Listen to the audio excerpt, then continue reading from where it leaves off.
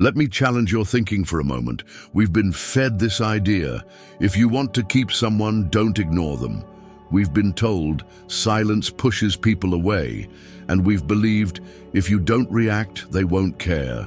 But what if all of that is wrong? What if I told you that silence can be louder than any argument? That stillness can be more powerful than any chase? That sometimes the strongest move you can make is no move at all? You see, here's the problem. People misunderstand what real power looks like in relationships. They think it's in the words, in the emotional pleas, in the heated debates. But true emotional strength, especially in a moikwan hikaki, comes from restraint. From not allowing yourself to be pulled into every emotional storm someone else is creating. And the impact of this misunderstanding? Chaos, emotional exhaustion, toxic cycles. Because the more you react, the more control they have. The more you chase, the more they run. The more you explain yourself, the more they ignore the meaning of your words. But here's the solution. Understanding that your silence is not emptiness. It's a mirror.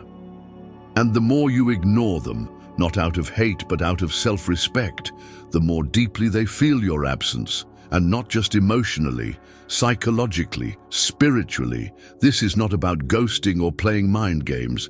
This is about stepping into a higher version of yourself, about living through the calm clarity that Chudunkia Kachki teaches us, mastery over self, over ego, over impulse. And so in this video, I'm going to walk you through 7 undeniable truths, 7 reasons why the less you give in, the more power you gain. Each one will take you deeper into the mindset of someone who refuses to be ruled by reaction. Stick with me until the end, because this is not just a perspective shift, it's a power shift, one that might change how you approach every single relationship in your life. Ready? Let's dive in. 1. The psychology of attention and control. Have you ever noticed how the people who once dismissed your presence start reacting differently the moment you withdraw it? It's a strange and subtle shift, one that reveals more about human behavior than most conversations ever could.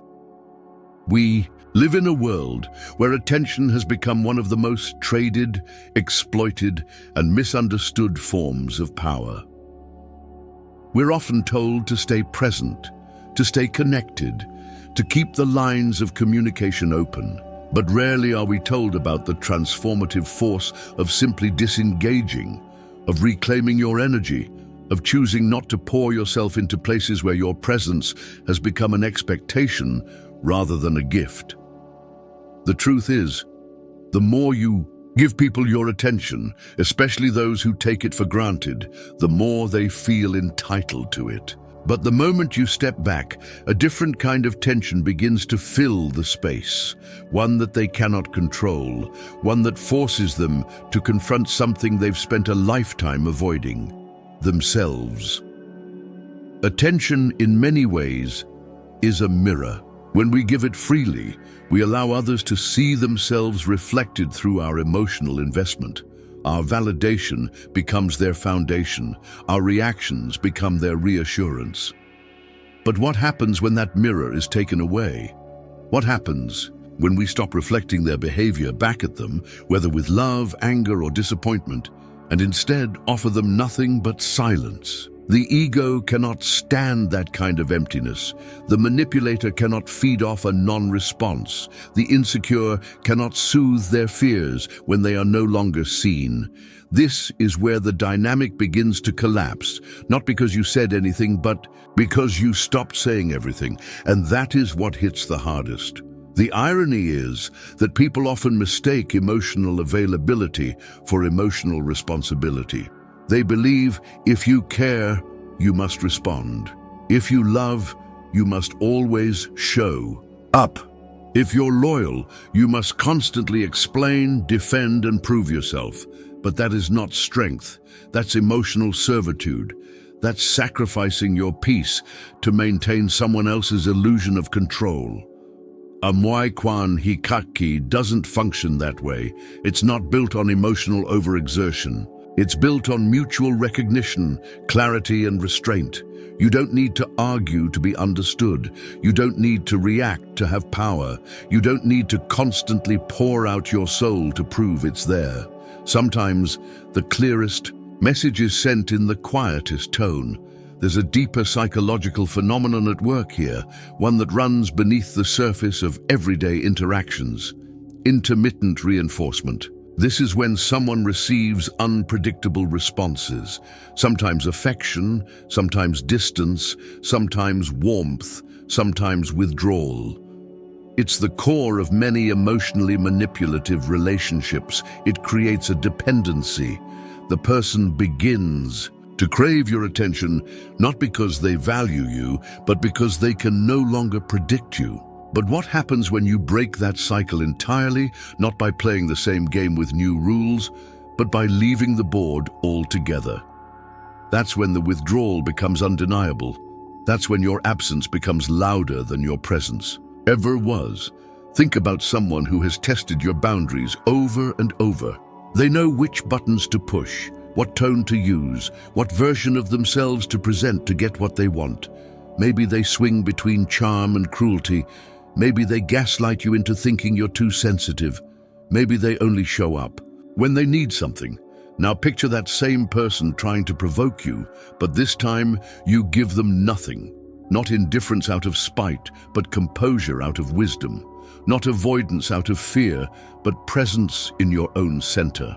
Suddenly their tactics don't work, their power fades, and they begin to feel something they can't put into words, something sharp, cold, and deeply uncomfortable. That is the weight of losing access to your attention. And here's the truth. Rooted in chun hia kaki, attention should be offered, not extracted. Your energy is sacred. Your focus is limited. Your peace is not a bargaining chip in someone else's emotional economy. Just as the Stoics teach us to guard our minds from external disturbances, so too should we guard our hearts from manipulative attachments. You cannot live freely if you are always reacting to someone else's dysfunction. You cannot grow inwardly if your energy is always being directed outward toward chaos. You cannot be whole if your worth is determined by how visible you are to someone who only sees you when it benefits them. Now, this doesn't mean cutting people off abruptly or ghosting everyone who disappoints you. It means practicing discernment. It means recognizing when your attention has become a tool someone else uses against you. It means understanding that walking away isn't an act of aggression, it's an act of preservation. Because when you withdraw from a situation that dishonors you, you're not creating conflict. You're creating space for clarity. You're not abandoning anyone. You're reclaiming yourself. And that space, that silence, it becomes a confrontation they didn't expect. Because when the noise disappears, they are left with their own thoughts, their own doubts, their own guilt. And whether they admit it or not, they feel it. They feel the difference between a presence taken for granted and a presence that's gone. The more you ignore them, not to punish, but to preserve your peace, the more they are forced to reckon with the reality of what they've lost. They may react with anger, with confusion, with sudden affection, but none of those reactions change the fact that they are no longer the center of your world. This is where Muaiquan He Kach Ki shows its quiet brilliance. In these moments, you are not acting from pride, but from purpose. You are not seeking revenge, but balance. You are not proving a point, you're living by principle. Your silence is not a weapon, it's a boundary. Your detachment is not coldness, it's clarity. You are no longer entangled in someone else's emotional web. You are centered in your own values. And that, to someone who once fed off your reactions, is deeply unsettling. So ask yourself this: who has benefited from your attention more than you've benefited from giving it? Who has consistently violated your peace while expecting your presence? And what would happen if you gave them nothing, not as a game, not as revenge, but as an honest response to the way they've treated you? Because when you stop engaging with chaos, chaos has no choice but to confront itself. When you stop explaining your worth, those who never saw it must decide if they will finally recognize it or lose it for good. And when you stop giving away your energy to those who have drained it, you begin to feel something unexpected. Power. Not the power to control others, but the power to live without being controlled. That is the essence of Chung Hia Hach. Kai. That is the strength of silence. That is why the more you ignore them, the more they feel it. 2. Why ignoring hurts more than arguing. There's a moment in every emotionally charged relationship when you realize something powerful. Your silence has more impact than your words ever did. For most of us, reacting has been our default.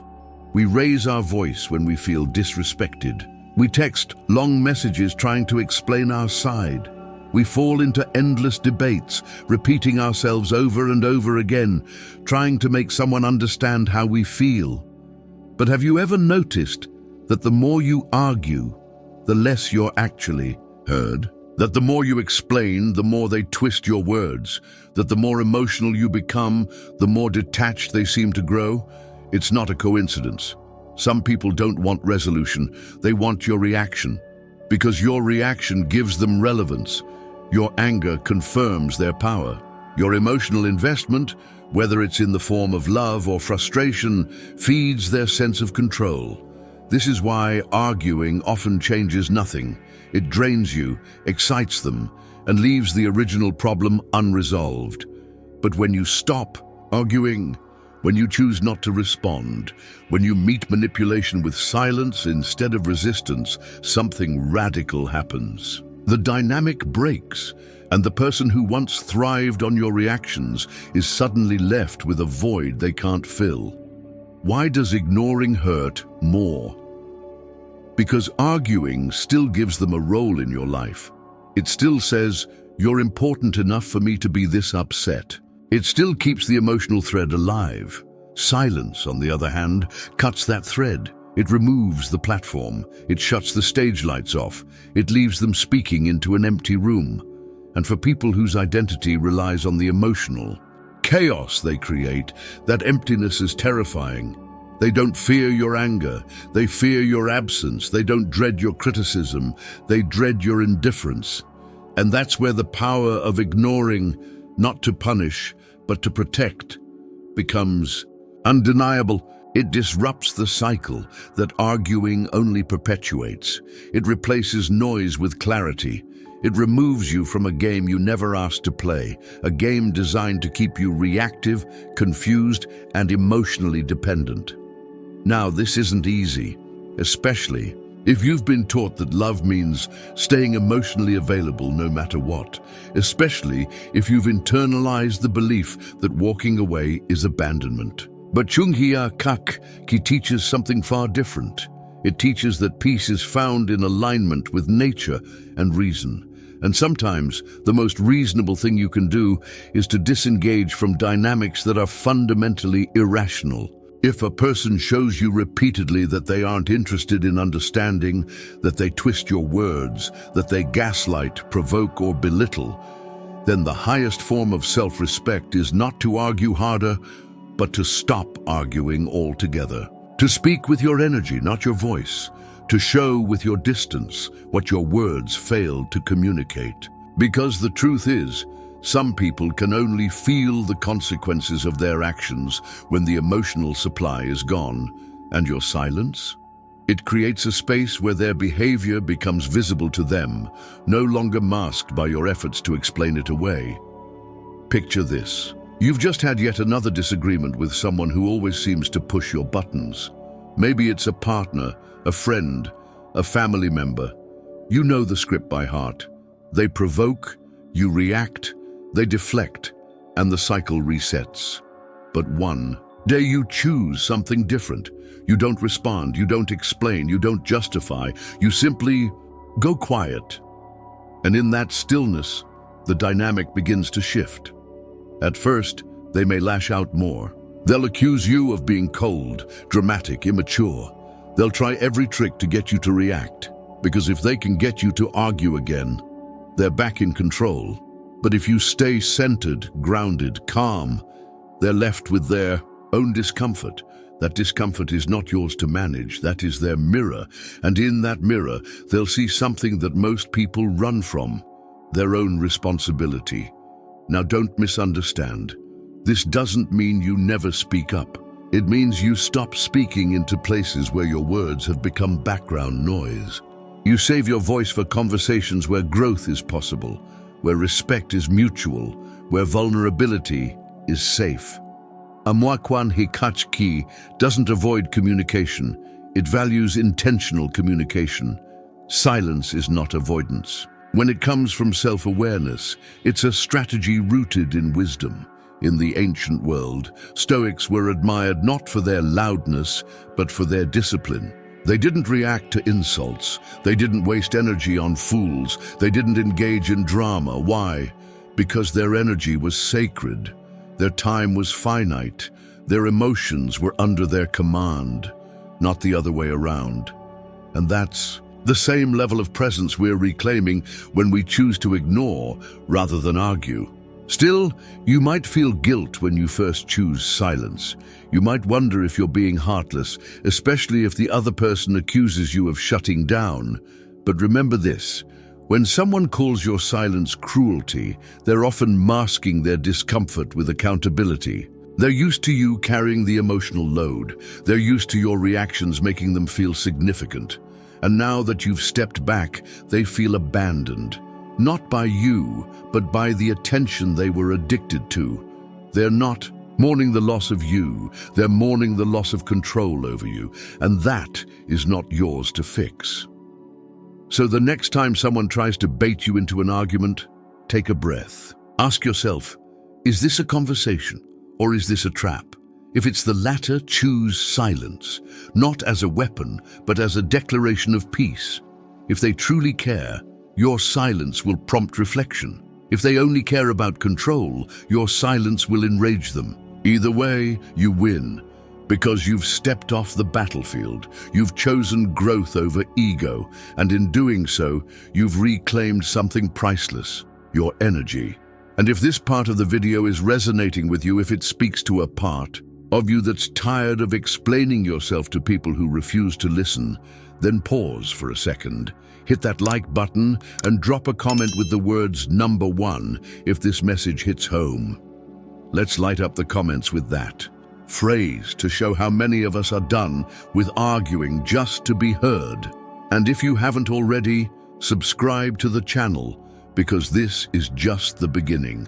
We're diving deeper into the kind of emotional strength that transforms lives, the kind that isn't loud, but legendary.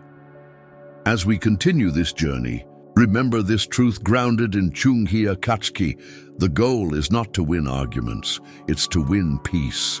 The goal is not to control others, it's to control yourself.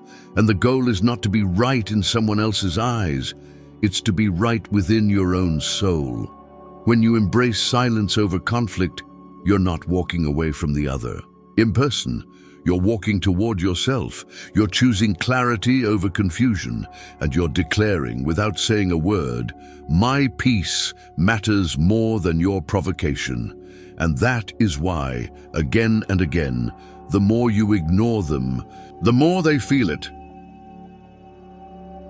3. The Stoic power of emotional detachment. To truly understand the power of ignoring someone, not out of malice, but from a grounded sense of self, you must first understand detachment. And not just any kind of detachment. Not the cold, dismissive kind that masks pain, but the rare, disciplined kind that's rooted in inner clarity. The kind taught by ancient Stoics and practiced by those who value their peace more than their pride. Emotional detachment is not the absence of feeling, it's the mastery of it.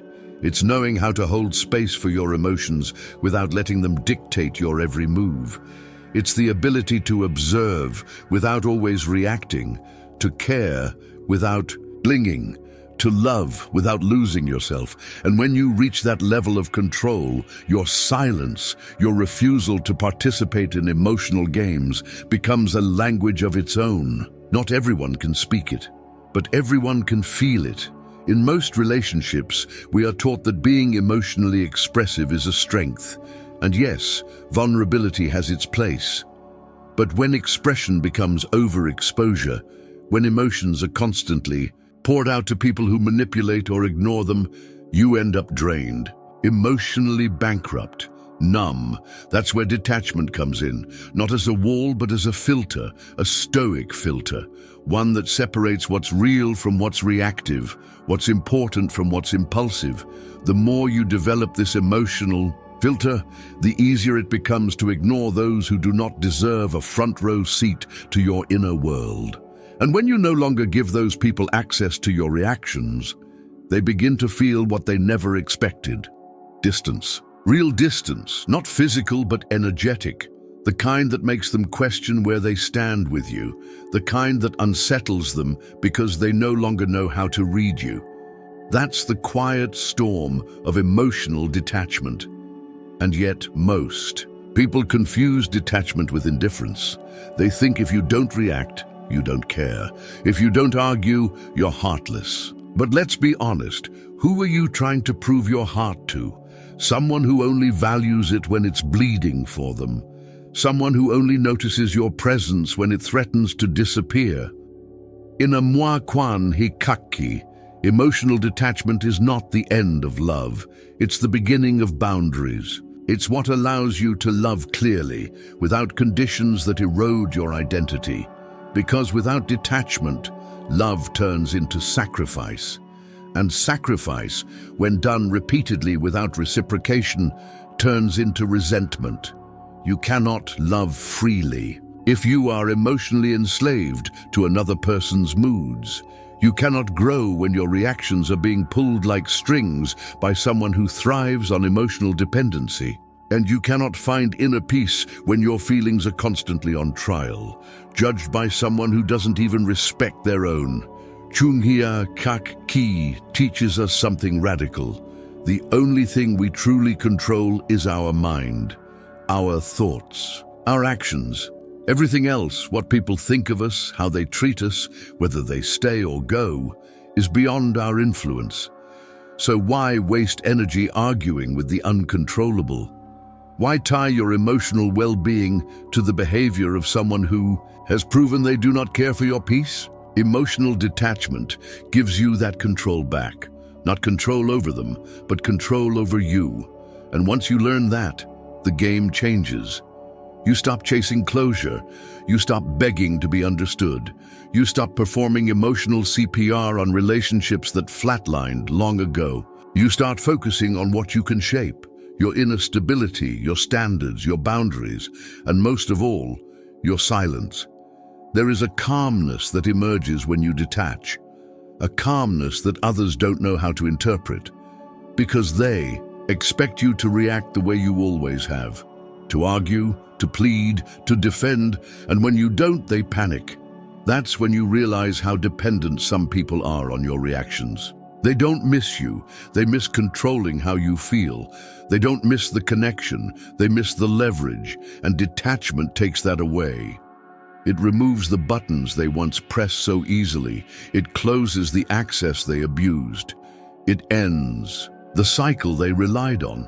And that's why they feel it more when you ignore them now, because they know you're no longer emotionally available for manipulation. And they realize, often too late, that your attention wasn't a guarantee. It was a privilege, one they lost. Imagine being in a situation where someone used to provoke you and you'd react instantly. You'd feel the heat rise, the words boil up, the need to be heard, to defend your worth. But now, something's different. You feel the same trigger. You notice the same behavior. But instead of reacting, you simply breathe. You observe. You recognize it for what it is, a test of your emotional strength. And instead of failing that test by reacting, you pass it by letting go. That's detachment. That's control. That's Chunghia Kaki in real time. And the beauty of it is that while they are expecting the usual drama, you offer them stillness. While they are preparing for chaos, you bring silence. While they are trying to provoke you, they are met with nothing but the echo of their own voice, and it disorients them. This disorientation is not cruelty, it's consequence. The consequence of losing access to someone who has risen above reactive living, someone who no longer feels the need to respond to every invitation to chaos. Someone who has discovered that detachment is not the absence of emotion, but the refusal to let emotion enslave them. And that realization, it sets you free. Free from overthinking, free from emotional debt, free from the burden of trying to make everyone understand you. Because not everyone is meant to understand. Some are just meant to be observed from a distance, and the more distance you place, the clearer you see, not just them, but yourself. When you live with detachment, you begin to experience relationships differently. You no longer feel the compulsion to prove your value. You no longer accept breadcrumbs of affection just to feel seen. You no longer fall into the trap of emotional overexposure. Instead, you become rooted, grounded, whole. And from that place, you love with depth, but without desperation. You connect with presence, but not with dependency. You respond with kindness, but not with submission. And most importantly, you know when to walk away, not out of anger, but out of clarity, out of respect for your inner peace, because detachment gives you the one thing that every argument, every emotional outburst, every cycle of drama has stolen from you: freedom. And make no mistake, this is a journey. It takes time to unlearn the reflex to react, to undo years of conditioning that taught you love means constant availability, to rewire your nervous system so that silence feels safe instead of threatening. But every moment you choose peace over provocation. Every time you ignore what once triggered you, you strengthen that muscle, the muscle of emotional resilience, the muscle of discernment, the muscle of self-mastery. And eventually, what once stirred chaos inside you will barely register. What once felt like abandonment will feel like liberation. And what once held you captive will dissolve in the light of your detachment. This is what it means to live a moi. Kwanikatki, not distant but discerning, not cold but conscious, not passive but powerful. It's choosing to show up fully without losing yourself in the process. It's knowing that your emotions are yours to carry, not to be manipulated. It's knowing that sometimes the most loving thing you can do is step back, let go, and protect your peace with unwavering strength. And in that strength, in that calm, in that silence, they will feel what words could never teach them: the truth of your growth, the reality of your self-respect, and the depth of your detachment. Because the more you ignore them, not out of bitterness but out of sovereignty, the more they feel what they can no longer reach, the more they sense what they once controlled has now been reclaimed. And in that moment, you are not just free, you are untouchable. For when silence reveals insecurity, there is something deeply unsettling about being ignored, especially for those who have always relied on their ability to command attention. For some, attention is oxygen. It validates them. It reassures them they still have influence, charm, and control. But when that attention disappears, something uncomfortable begins to surface, something most people spend their lives trying to bury: insecurity. This is where silence, more than any argument or explanation, becomes transformative. It's easy to hide behind confidence when you're the one being pursued, responded to, or constantly acknowledged. But what happens when that dynamic is interrupted?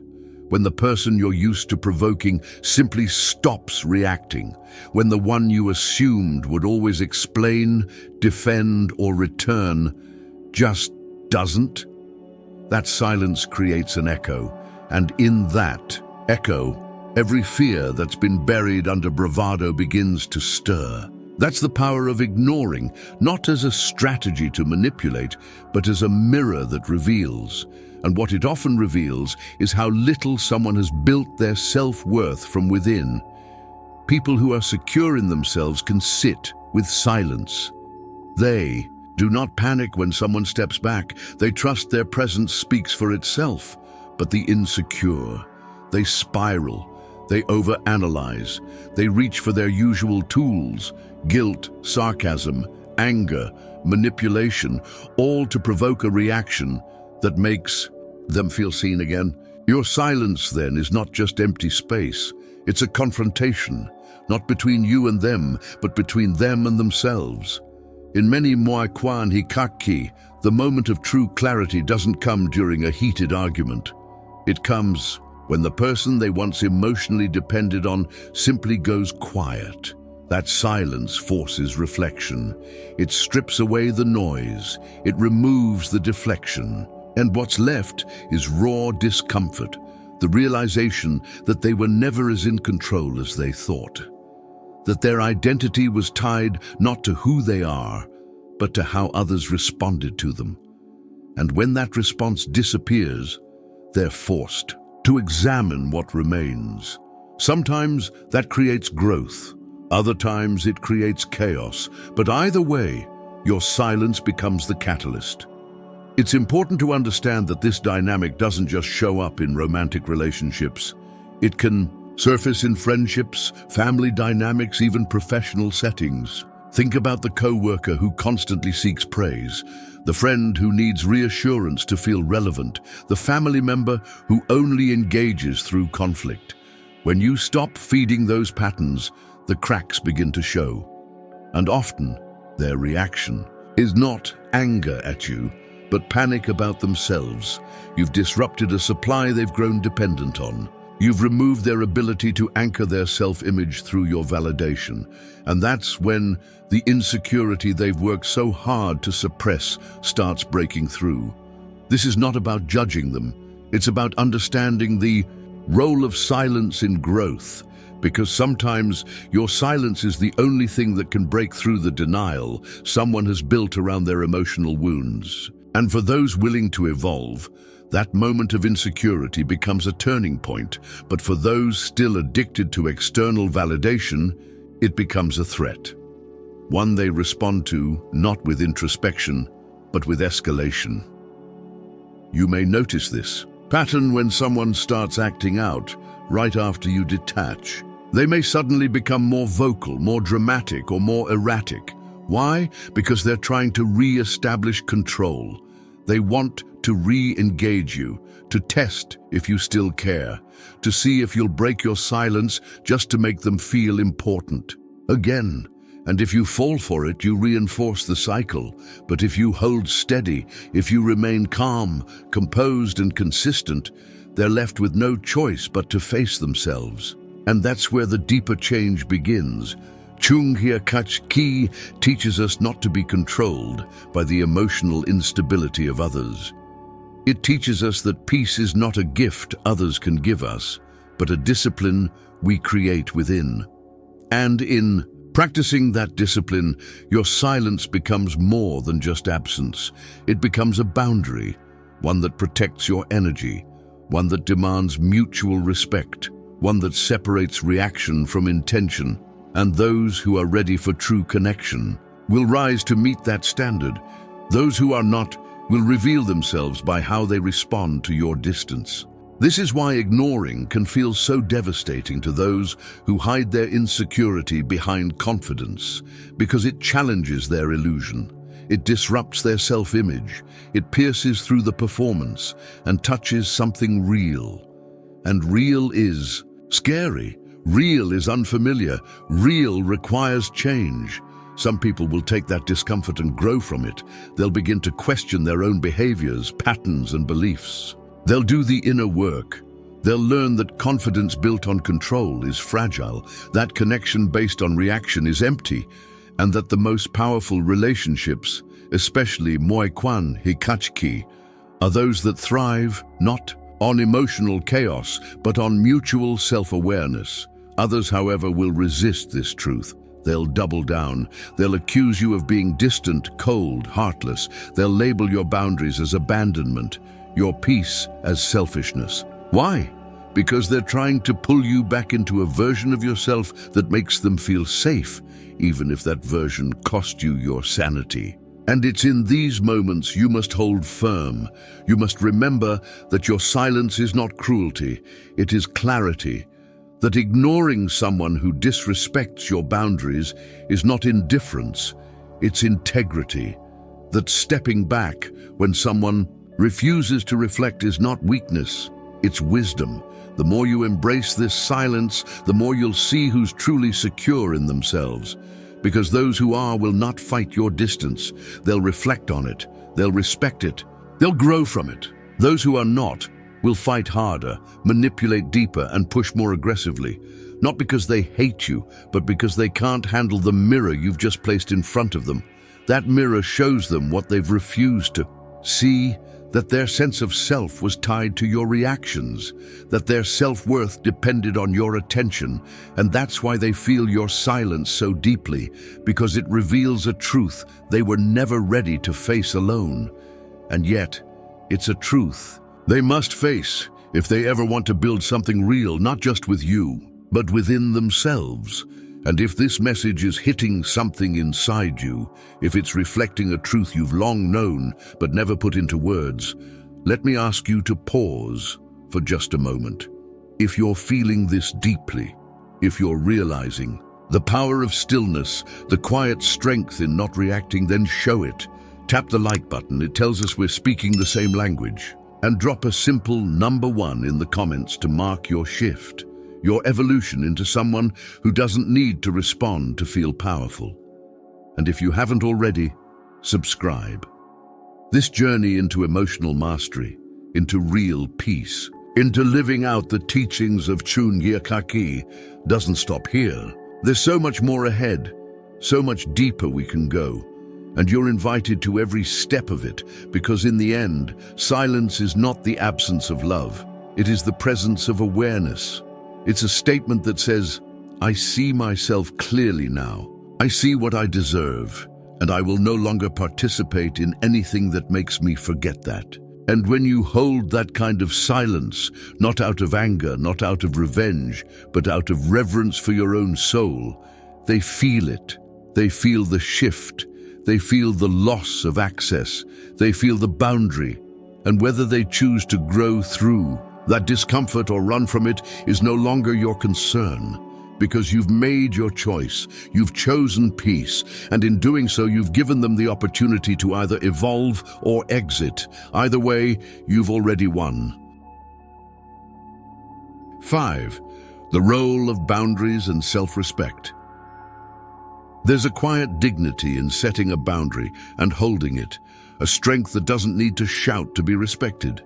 And when you ignore someone who's repeatedly crossed your limits, it's not about punishment, it's about self-preservation.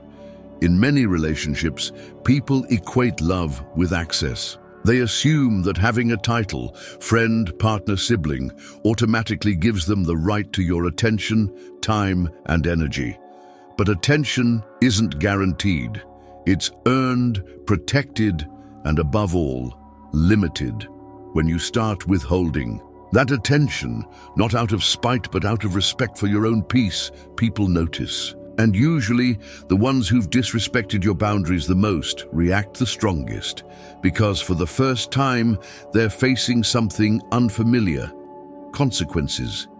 Your silence becomes a response. Your distance becomes a message. Your restraint becomes the loudest expression of self-respect. And for those used to overstepping with no pushback, this shift feels like betrayal. But it's not. It's a rebalancing, a realignment with your values, a reclaiming of what you once gave too freely. Boundaries aren't walls, they're filters. They don't block people out. They reveal who's capable of meeting you with emotional maturity. In a stoic relationship, boundaries aren't optional, they're essential. Without them, you become a canvas for others' projections.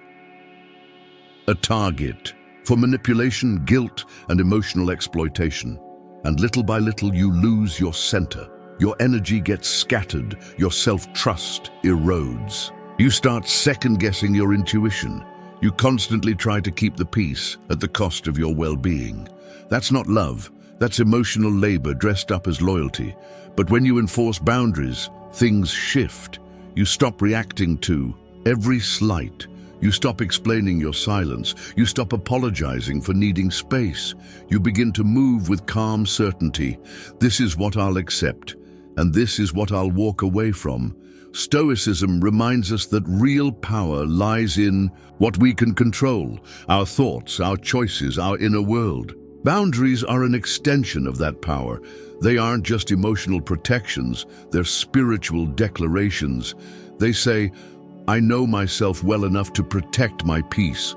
And from that place, you stop chasing people who want access without accountability.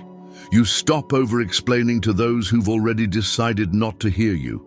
You stop letting guilt override your instincts. You realize that saying no to disrespect isn't harsh, it's wise. That ignoring someone who won't honor your limits isn't cruel, it's necessary.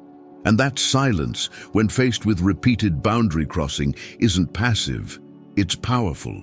When someone crosses a boundary and gets no pushback, they learn that your limits are negotiable, that your words are flexible, that your standards are optional. But when you reinforce that boundary with silence, when you step back instead of stepping in, stop explaining and start acting, they begin to realize something's changed. And it's not just your behavior, it's your sense of self. You're no longer seeking their validation. You're no longer dependent on their reaction. You're no longer afraid of their response. That's why your silence carries weight. It's not about absence, it's about presence. A deeper, stronger presence within yourself. One that doesn't need to perform, please, or appease.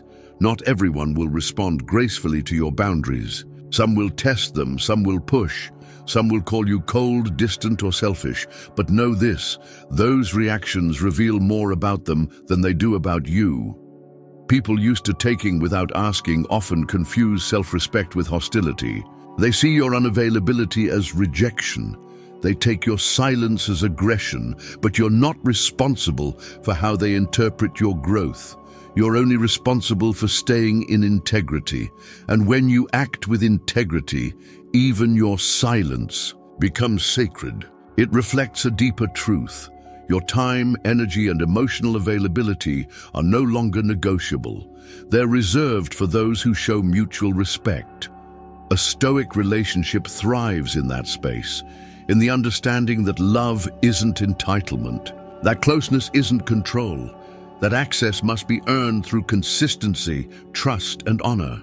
In that space, your boundaries don't push people away. They draw the right ones closer, because those who align with your values won't be offended by your silence. They won't guilt you for needing space. They won't weaponize your distance. They'll recognize it for what it is, a sign that you're protecting something sacred, something that took years to build, something only you are responsible for. Your peace. When you reach this level of clarity, ignoring someone who crosses the line becomes effortless. Not because you've stopped caring, but because you've started caring for yourself more. Not because you want to hurt them, but because you know that explaining yourself one more time won't change someone who refuses to listen. That's the shift. That's the turning point.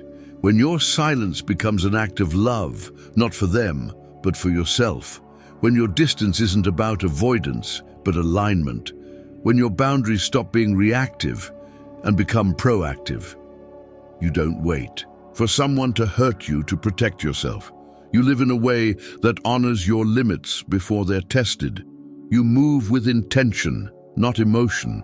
You act from self-respect, not self-sacrifice. And by doing that, you show others exactly how you expect to be treated, not through words, but through presence. 6. Strategic silence in relationships. There's a type of silence that feels passive, disconnected, empty, a silence born from avoidance or fear.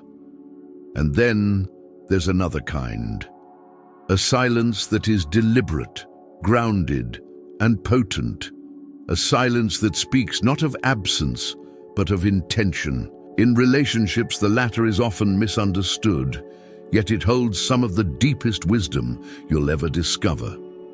Strategic silence is not about ignoring people recklessly. It's not about emotional withdrawal just to manipulate a response. It's about knowing when your voice no longer brings clarity and when your presence only invites chaos. It's about choosing the timing and placement of your energy with precision. Most of all, it's about recognizing that sometimes the most powerful statement you can make is no statement at all. In a world obsessed with constant communication, we've lost touch with the power of restraint. But those who live by the principles of Chunhyakak Ki know that not every situation deserves your reaction, and not every person has earned your explanation. Strategic silence works in layers. On the surface, it appears as a simple withdrawal. No texts, no calls, no response. But beneath that simplicity lies 1,000 decisions. The decision to not argue when you know the conversation will lead nowhere. The decision to disengage when someone is clearly trying to provoke you into emotional surrender. The decision to stop over-explaining yourself to someone who only listens to reply, not understand. Every silent choice is a message, and the message is this: I value my peace more than your approval. I honor my dignity more than this discussion. I choose clarity over chaos. And those messages land harder than anything you could say aloud. Why? Because when you stop reacting, you remove the fuel. You end the performance. You break the pattern that someone was counting on. And suddenly, they are left in a vacuum, one they can no longer control. When used with intention, silence is not rejection, it is reflection. It gives both parties space to sit with their own thoughts. It gives room for emotions to settle. It removes the pressure to fix things in the heat of the moment. And most importantly, it allows you to return to the situation if you choose to, from a place of reason rather than reactivity. This is the core of a Muakwan Hikaki, relationships that are rooted not in emotional volatility, but in rational boundaries and deep respect. In these relationships, silence is not seen as distance, but as discernment, and the people who value you will understand the difference. They won't rush to fill your quiet with accusations. They won't guilt you for needing time. Instead, they will mirror your self-awareness. They will meet your restraint with maturity, because healthy relationships, true, balanced, secure, relationships are built not just on communication, but on comprehension. And sometimes comprehension begins where words end. Of course, not everyone will respond well to your silence. Some will panic, some will escalate, some will accuse you of being manipulative or cold, but those reactions are revelations. They reveal who was truly listening before you went silent and who was merely waiting for their turn to speak. They reveal who respected your voice and who only valued your compliance. When someone can't handle your silence, it often means they never truly saw you in the first place. They saw your role, your reactions, your emotional labor, but they didn't see you. Strategic silence pulls the mask off the relationship. It shows you what remains when the noise is gone, and what remains is truth, unfiltered, undeniable. And that truth? Sometimes it hurts. It hurts to see that the connection you thought was mutual was actually one-sided. It hurts to realize that your words never really landed the way you hoped they would. It hurts to accept that some people only valued your voice when it served their ego. But pain, when processed with intention, becomes power. It becomes wisdom. It becomes a new standard. Because once you've used silence to filter out noise, you begin to hear your own voice more clearly. You begin to trust your intuition again. You begin to make space for relationships that don't require constant explanation. Ones where you can be silent and still be seen. Ones where your calm is not mistaken for coldness, but respected as clarity. That's the beauty of strategic Silence. It doesn't just shift the dynamics around you, it reshapes your inner world. You start asking better questions, not how do I make them understand, but why am I explaining myself to someone committed to misunderstanding me? Not why aren't they responding, but is this even someone I want to keep in my life? Not what do I need to say, but what is my silence already saying? These questions don't come from a place of ego, they come from a place of evolution, from a mind shaped by Chunghia, Ki, from a heart that no longer begs for connection, but builds it with intention. And once you've lived in that place, you'll never go back to the chaos of always being available, always being reactive, always being consumed by every conflict that knocks on your emotional door. Strategic silence is especially vital in moments when words are being used as weapons. When someone is twisting your truth, gaslighting your memory, or layering guilt into every sentence, in those moments, you don't fight fire with fire. You don't match their volume. You don't try to outsmart their manipulation. You simply step back, not to win, but to stop playing, because the only winning move in a rigged game is to refuse to play. And your silence, that's you walking off the board. That's you saying, I will no longer be a character in your drama. I am writing my own story now. And the power in that move is something only the disciplined will understand. It takes restraint. It takes strength. It takes a deep knowing of who you are and what you deserve. And if this is hitting you at the right moment, if you've been practicing silence not as a weapon, but as a way of preserving your soul, take a moment now. If this message is something you've lived or something you're just beginning to live, mark that shift in yourself, like this video to anchor that moment. And drop a simple number 1 in the comments to let others know you're not playing small anymore. You're choosing your peace. And if you haven't already, subscribe. There's more truth on the way, more clarity, more wisdom, more reminders that silence, when used wisely, isn't empty. It's full of power.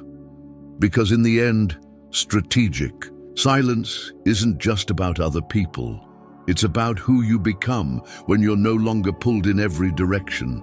It's about the strength you build when you stop explaining yourself to people who never truly listened. It's about the peace you protect when you realize not everything deserves your voice. That's when your silence becomes sacred. That's when they feel your absence more than they ever felt your presence. That's when you understand the more you ignore them, the more they feel it. And not because you're trying to hurt them, but because you're finally choosing to heal yourself. 7. The unexpected reactions it can trigger. There's a moment after the silence when everything shifts. You've withdrawn, you've stopped explaining, you've chosen stillness over conflict, and now all that's left is the aftermath, the reaction. Most people assume that when you stop responding, things will simply fade out, that the other person will lose interest, grow bored, move on. But what really happens in many cases is quite the opposite. Your silence does not end the story. It writes a new chapter, one where the balance of emotional power begins to shift, one where the unexpected begins to surface, because when people are used to pulling strings and watching you dance, the absence of movement confuses them.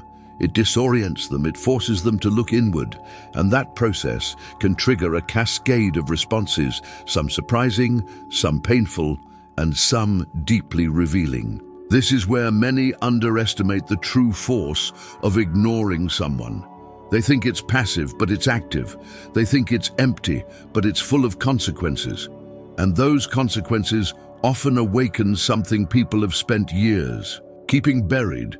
When you stop reacting, it disrupts their sense of identity, especially if they've grown used to measuring their worth by how much they can affect others. Your silence removes the mirror they've depended on, and in that absence, they're left to face their own reflection without your reactions to distract or affirm them. This can lead to panic, not always outward, dramatic panic, but subtle desperation. They may reach out with questions, sudden friendliness, or concern, not because they've truly changed, but because they crave the familiarity of your attention. They want to know they still have a place in your mind. And when they discover they don't, or that access is no longer guaranteed, something shifts inside them. For some, this is a wake-up call. It sparks reflection, accountability, even regret. They begin to see the role they played in the breakdown. They remember the things they said, the moments they dismissed, the kindness they exploited, and they feel it, not just intellectually, but emotionally. They realize that your silence is not a game, but a response, one that was earned, one that came after many ignored chances. And in that realization, they may begin to transform, not just their behavior toward you, but their view of themselves. Others, however, will not take this path. For them, your silence is not an invitation to reflect, it's a threat to their ego. And instead of looking inward, they lash outward. They may double down on their worst traits. They may accuse you of cruelty, of manipulation, of playing games. They may try to provoke a new reaction by any means necessary. Flattery, insults, triangulation, guilt. They might resurface old wounds, bring up unfinished conversations, or remind you of shared memories, all in an attempt to reignite a dynamic they can control. These reactions are not signs of love or connection. They are signs of withdrawal symptoms. They reveal just how dependent someone was on your emotional availability, not to build something with you, but to regulate themselves. And when you remove that access, when you stop being their emotional regulator, they're forced to sit with the chaos they tried to outsource to you. That's what makes your silence so disruptive. It removes their escape route. It stops the cycle they relied on. And in doing so, it holds up a mirror they can no longer avoid. There are also subtler, more nuanced reactions. Some people will try to imitate your silence. They'll go quiet too, but not from a place of clarity, from a place of spite. It becomes a battle of who can seem colder, more indifferent, more detached. But here's the difference. Your silence is grounded. Theirs is performative. Yours comes from a deep decision to protect your peace.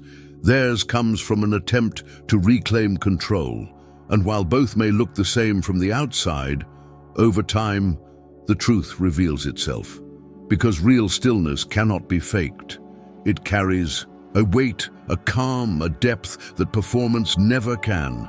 Your silence will continue to speak with dignity, while theirs will start to crack under the pressure of unprocessed emotion.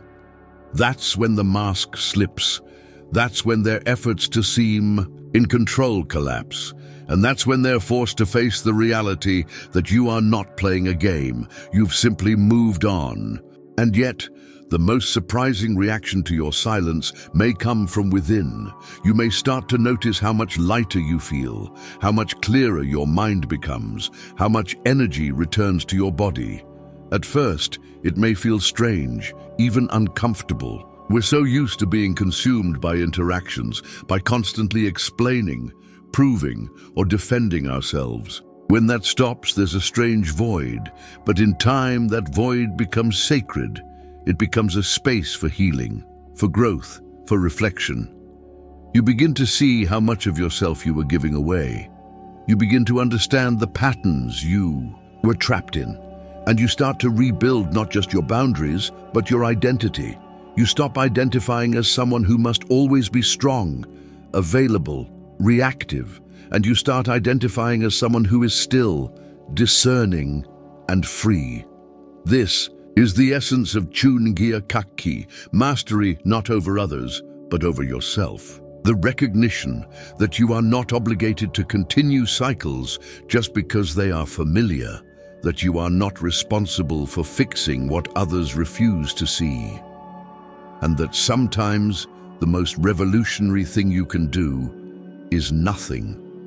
When you live by this truth, your silence becomes a force of transformation. Not just in how others see you, but in how you see yourself.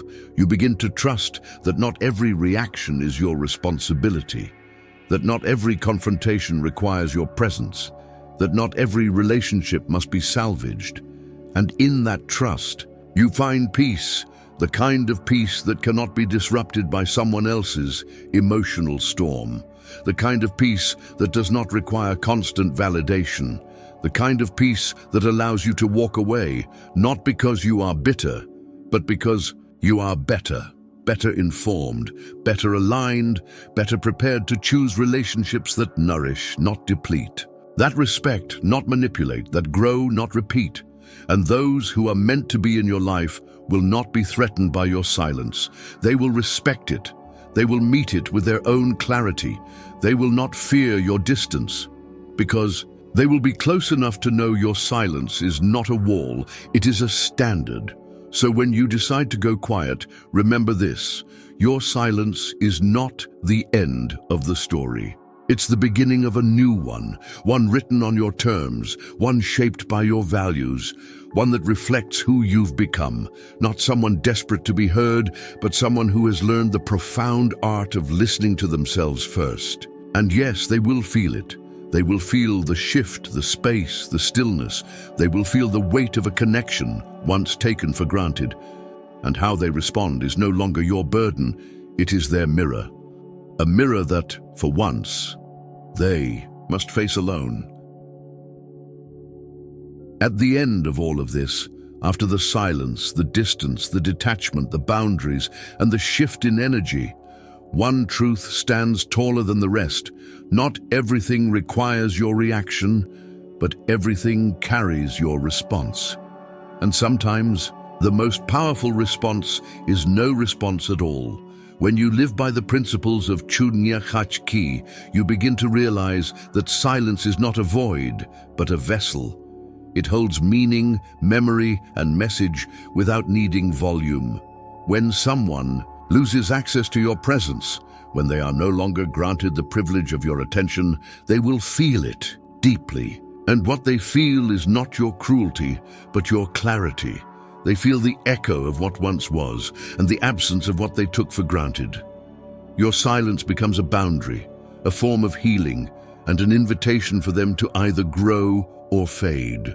Either way, you are no longer holding yourself hostage to anyone's approval. You are not responsible for their awakening. You are responsible for your alignment.